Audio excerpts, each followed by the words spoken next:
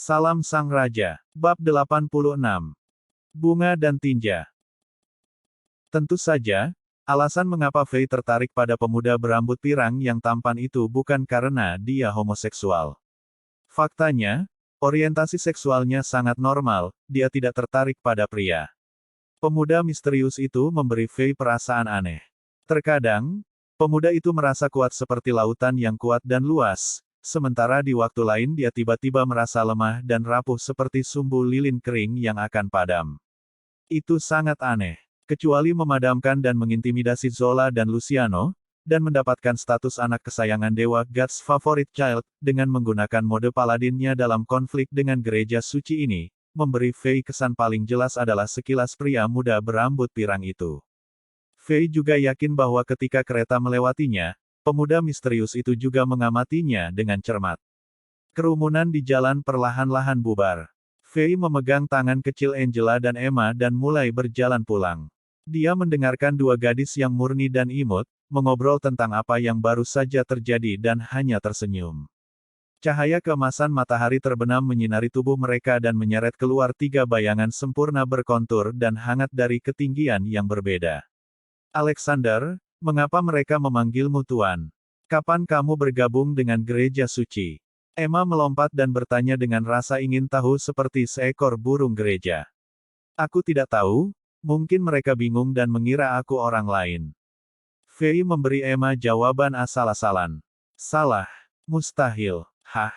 Jika kamu tidak ingin memberitahu aku, lupakan saja. Gadis itu menjadi sedikit marah dan ingin menarik tangannya dari pegangan Fei, tetapi entah bagaimana, seolah-olah dia tidak bisa melepaskan perasaan hangat dari tangan besar Fei. Dia sedikit ragu dan membiarkan Fei memegang tangannya dengan patuh akhirnya.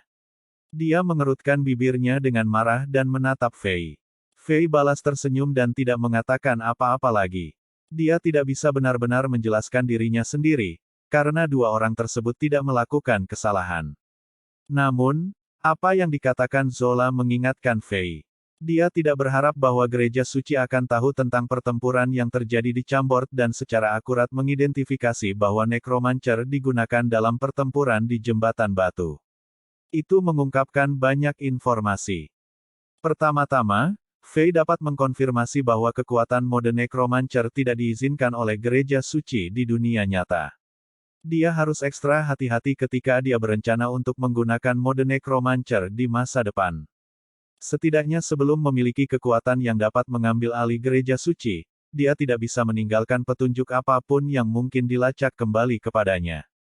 Ini adalah tindakan pencegahan agar dia tidak akan ditangkap oleh para pendeta gila dan terikat pada salib yang menyala-nyala. Selanjutnya, dia tahu bahwa gereja suci memiliki sistem intelijen yang menakutkan. Mereka tahu tentang pertempuran di Jembatan Batu dan mengirimkan perintah hanya dalam beberapa hari. Kecepatan mengumpulkan dan mengirimkan informasi di dunia ini hampir secepat internet dan telepon di bumi. Mereka mungkin menggunakan saluran atau media khusus yang tidak diketahui Fei. Dari itu, Fei dapat menyimpulkan bahwa sistem intelijen musuh bebuyutan mereka, Kekaisaran Eindhoven level 4 tidak ada bandingannya dengan gereja suci. Tetapi jika mereka benar-benar ingin mengetahui apa yang terjadi pada pasukan lapis baja hitam, itu mungkin tidak akan lama. Akibatnya, keamanan Chambord akan berada di bawah ancaman besar. Jika semuanya tidak ditangani dengan benar, rahasia reruntuhan Mythical juga akan bocor. Fei merasa posisinya sebagai raja sangat tragis. Setelah dia sampai di dunia ini, dia tidak bisa santai seharian dan menikmati waktu dengan keindahan. Sebagai gantinya, dia menjadi petugas pemadam kebakaran biasa. Dia harus menangani setiap masalah begitu mereka muncul. Setelah mereka kembali ke istana, para pelayan sudah menyiapkan makan malam. Fei tidak terbiasa dengan budaya kuliner di dunia ini. Kecuali buah-buahan dan daging panggang, hanya ada roti gandum dan susu berbau. Tidak apa-apa hanya untuk beberapa kali makan, memberikan perasaan yang eksotis. Tapi begitu Fei mengalaminya setiap hari untuk sementara waktu, dia merasa ingin muntah setiap kali dia melihat hidangan yang sama berulang-ulang. Tapi setelah melihat Angela dan Emma menikmati makanan, Fei hanya bisa menutup hidungnya dan duduk agak jauh saat dia mulai menggigit apel dengan polos. Sepertinya perlu untuk mengubah gaya kuliner di Chambord. Paling tidak, Aku harus menyewa beberapa koki berbakat dan melatih mereka dengan baik. Mereka mungkin tidak bisa membuat makanan seperti KFC atau McDonald's burgers. Aku tidak tahu resepnya, dan bahkan jika aku tahu, aku mungkin tidak bisa menemukan bahannya di benua Azeroth. Namun, mereka setidaknya bisa membuat makanan seperti hotpot, ayam kung pao, crepes, dan roti panggang Prancis. Saat Faye berpikir untuk dirinya sendiri, Angela dan Emma di sisi lain meja sudah dengan senang hati menggunakan gaun gaya Pirates of Caribbean yang dirancang Faye sebelumnya. Reformasi pakaian jelas sukses. Itu memotivasi Faye dan meningkatkan kepercayaan dirinya. Dia sudah merencanakan bagaimana memulai badai diet. Angela, apa pendapatmu tentang gaun baru ini? Faye bertanya sambil tersenyum saat dia menggigit apel. Sang calon ratu sedang menyeka minyak dari bibir montok pinknya yang memikat dengan serbet putih. Setelah mendengar pertanyaan Faye, ekspresi gembira muncul di wajahnya. Dia terkikik. Luar biasa. Tahukah kamu, sekarang semua gadis di kerajaan merasa bahwa mengenakan seperangkat gaun yang dirancang Raja Alexander adalah suatu kehormatan. Penjahit hebat seperti Bibi Eliza sangat sibuk, beberapa wanita bangsawan telah memesan puluhan set gaun sebelumnya beberapa hari yang lalu. Bahkan pedagang sutra dan kain di kerajaan telah menghasilkan banyak uang. Mereka semua sudah kehabisan stok. Alexander, tahukah kamu apa yang disebut oleh penduduk ini sebagai gaun baru? Mereka menyebutnya apa? King Alexander's Wisdom. Emma yang sedang mengambil sepotong daging panggang menjawab dengan tergesa-gesa.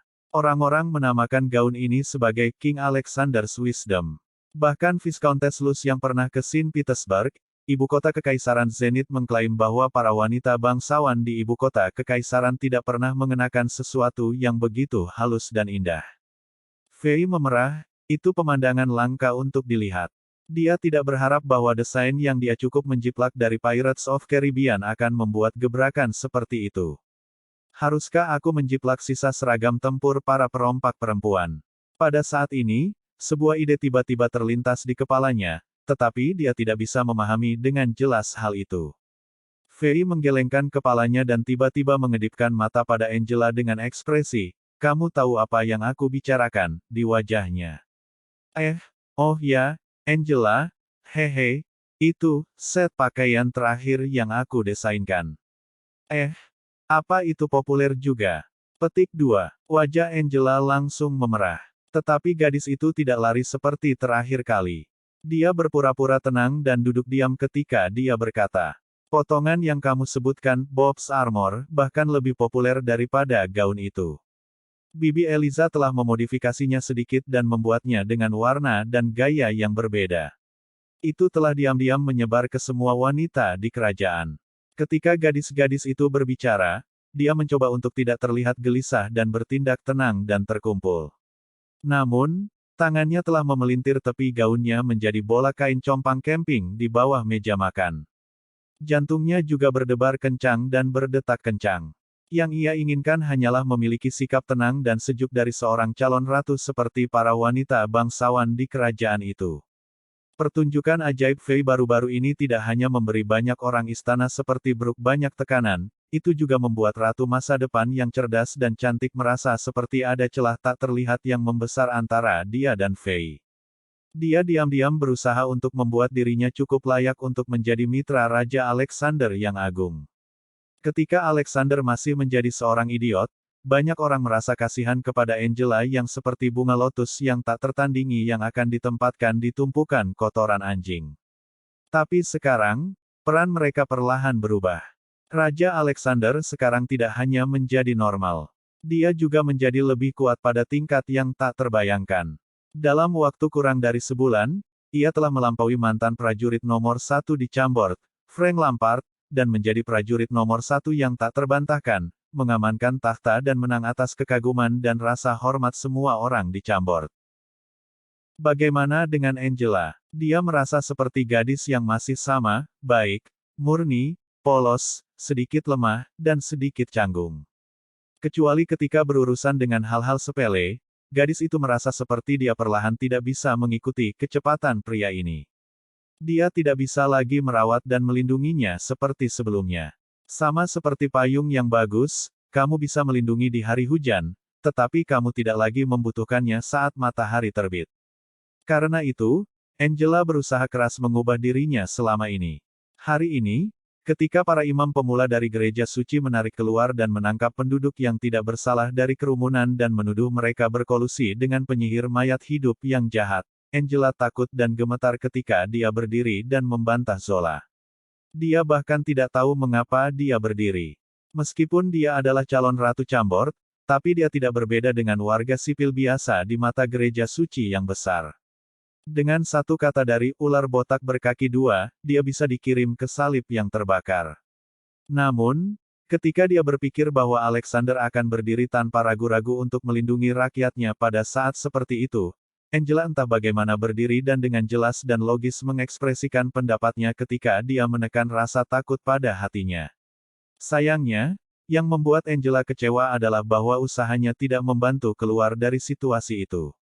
Jika Lampard dan Alexander tidak datang tepat waktu, situasinya mungkin akan memburuk. Bersambung.